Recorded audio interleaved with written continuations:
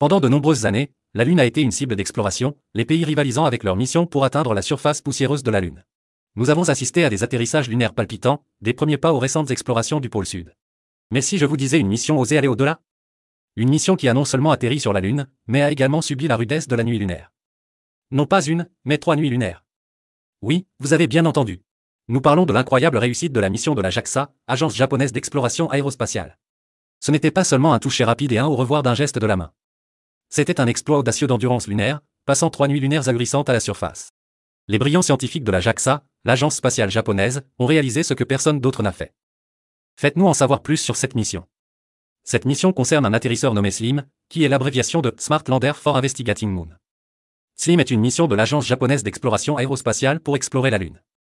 La date de lancement initiale de l'atterrisseur était en 2021, mais elle a été reportée à 2023 en raison de retard dans le télescope spatial, appelé X-Ray Imaging and Spectroscopy Mission, également connu sous le nom de XRISM. Le 6 septembre 2023, XRISM a été lancé et SLIM s'en est séparé plus tard dans la journée. L'atterrisseur est entré en orbite lunaire le 25 décembre 2023 et a atterri sur la Lune le 19 janvier 2024, faisant du Japon le 5e pays à faire atterrir en douceur un vaisseau spatial sur la Lune. L'atterrisseur lunaire a été surnommé Moon Sniper. Pour se repérer sur la Lune, l'atterrisseur a utilisé 2 astuces intéressantes. Premièrement, il a recherché des cratères familiers comme la façon dont nous reconnaissons les visages, en appliquant la technologie des systèmes de reconnaissance faciale. Et deuxièmement, il a vérifié une carte réalisée par une précédente mission lunaire japonaise appelée Kaguya. Maintenant, dites-nous comment la descente et l'atterrissage se sont réellement déroulés. Avant le début de la descente motorisée, la navigation par correspondance d'images a été effectuée dans 3 zones. Toutes les correspondances d'images ont été effectuées avec succès 2 fois dans chaque zone, et la correction de l'orbite sur le vaisseau spatial à partir des résultats a été réussie. La décision finale de commencer la descente à l'atterrissage a donc été prise. Les moteurs principaux ont commencé à s'allumer comme prévu et la phase de descente motorisée, la première moitié de la séquence de descente à l'atterrissage, a commencé. Après le début de la descente motorisée, le vaisseau spatial est descendu presque en ligne avec la trajectoire prévue. Pendant la phase de descente motorisée, la correspondance d'images a été effectuée 2 fois dans chacune des 2 zones, toutes 2 réussies. À la fin de la phase de descente motorisée, le vaisseau spatial se trouvait à une altitude d'environ 6,2 km comme prévu, avec une bonne erreur de position horizontale de moins de 100 mètres environ. La phase de descente verticale a alors commencé.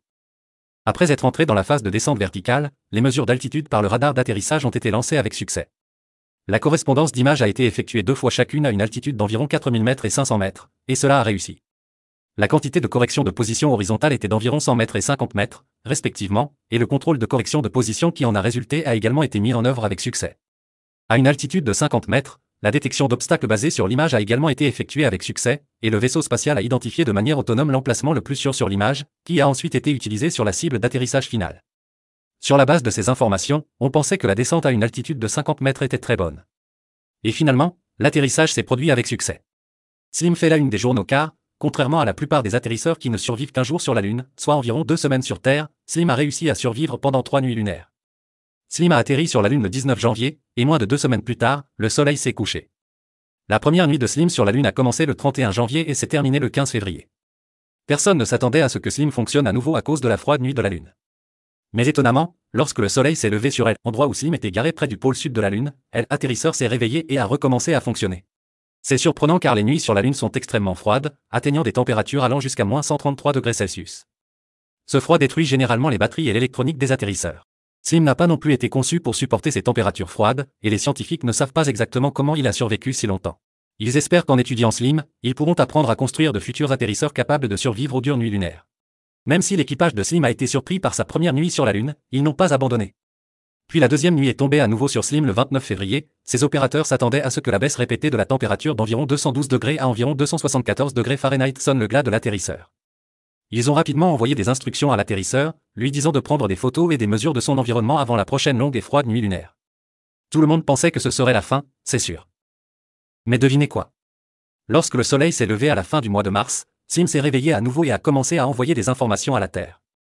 C'était incroyable, surtout si l'on considère que l'atterrisseur a eu un atterrissage chaotique et a été incliné. La mission était déjà un grand succès à ce stade. Mais ce n'est pas tout. Le 23 avril 2024, après avoir survécu à une 3e nuit de lune glaciale, SLIM a réussi à se rallumer une fois de plus et a commencé à envoyer des images vers la Terre. En mai 2024, la JAXA, l'agence japonaise d'exploration aérospatiale, a tenté de contacter SLIM à plusieurs reprises en pensant qu'il pourrait fonctionner à nouveau. Ils ont envoyé des signaux les 24, 25 et 27, mais malheureusement, ils n'ont rien entendu de SLIM.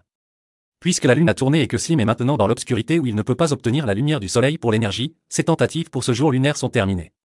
Mais il y a encore de l'espoir. La JAXA prévoit d'essayer à nouveau le mois prochain lorsque la Lune sera dans une position où Slim aura la lumière du Soleil pour générer de l'énergie.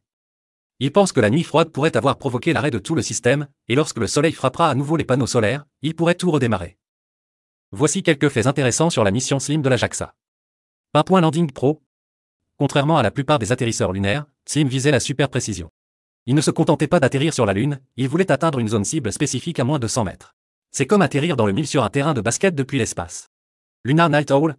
Slim est devenue la première mission à survivre non pas une, mais 3 nuits lunaires glaciales. Au cours de ces nuits, les températures peuvent chuter jusqu'à moins 173 degrés Celsius. Double problème. Slim n'était pas seul. Avant d'atterrir, il a déployé 2 petits rovers, nommés LEV-1 et LEV-2, pour explorer la surface lunaire. Imaginez une petite équipe de robots installant un camp sur la Lune. Lune à petit budget. Comparé aux autres atterrisseurs, Slim était un explorateur léger. En étant plus petit et plus simple, il a contribué à prouver que vous n'avez pas besoin d'un vaisseau spatial géant pour des découvertes lunaires étonnantes. Le deuxième essai est le charme. Ce n'était pas la première tentative d'alunissage de la JAXA. Leur mission initiale a été retardée, mais le succès de Slim a ouvert la voie à de futures explorations lunaires japonaises. C'est une réalisation fantastique pour l'agence spatiale japonaise. Nous félicitons l'équipe de la JAXA pour cette mission réussie. Cette mission est un grand pas en avant dans notre compréhension de notre voisin lunaire. Merci d'avoir regardé cette vidéo. Abonnez-vous à notre chaîne et donnez votre avis sur la mission Slim du Japon.